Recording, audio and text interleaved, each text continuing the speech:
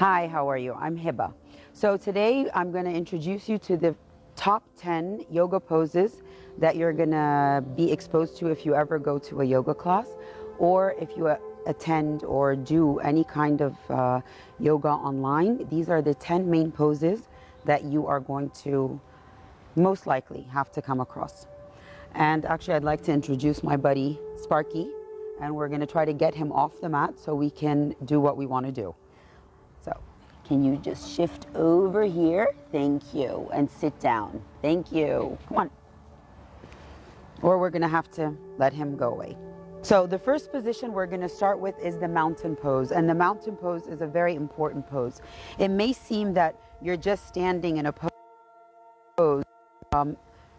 pose that creates a lot of engagement in the body and is standard for starting any standing poses. So coming into mountain pose, two options for the feet. Option one is to bring the big toes together, creating a slight opening in the back of the feet. Option two, if there are any lower back issues, we open the feet hip width apart.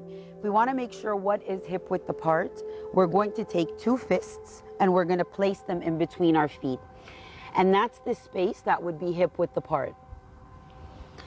So from here, coming into mountain pose, I'm going to bring my feet together. Put the big toes, slight opening in the back. Coming into mountain pose, we're going to roll the shoulders back. Let's start by lifting the toes, spreading the toes nice and wide, dropping them down, lifting the heels, dropping them down, and then trying to start to feel all four corners of the feet pressing into the mat, setting a solid foundation for our feet, which is the foundation for the whole rest of the body.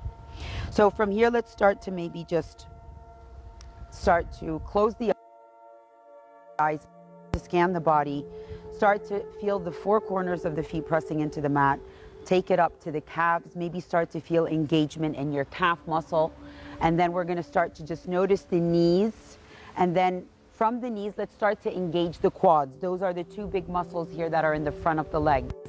So let's engage them. You're going to notice once these get engaged, you feel your kneecaps lift up.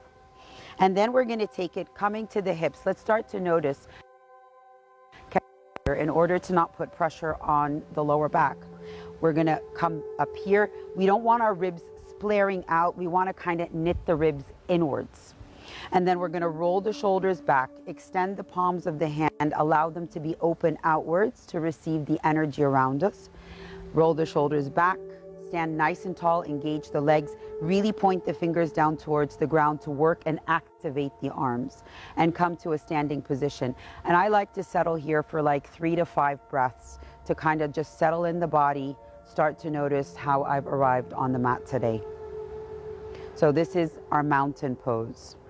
Now going into the next pose that we're going to always come across is a forward fold. So we're going to inhale and lift both arms up.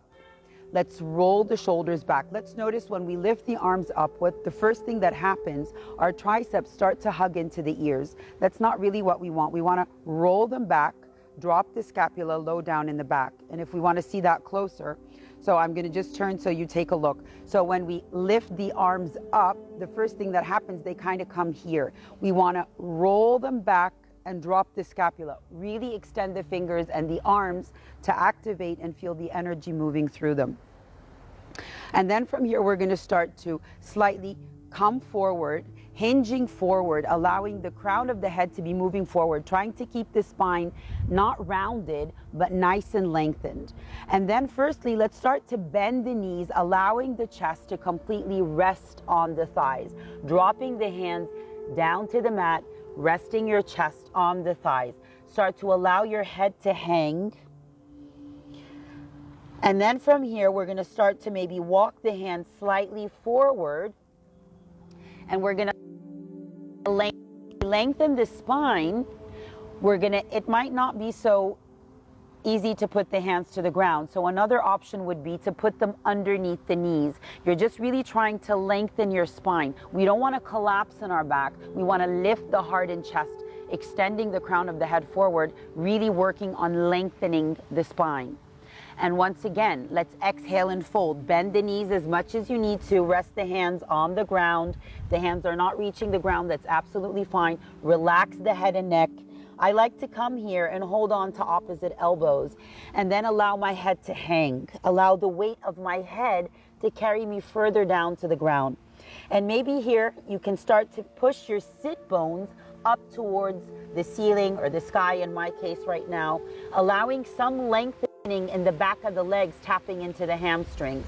And then you can also settle here for 3 to 5 breaths. Just allow the body to hang, start to open the back of the legs, lengthen the spine. So we're going to inhale and lengthen. That's the difference. You inhale, lengthen, taking the hands to the front or underneath. Exhale and fold. And this is your forward fold. And then maybe gently start to roll up, engaging the core one vertebrae at a time. And let's start to roll back up. So that is a forward fold.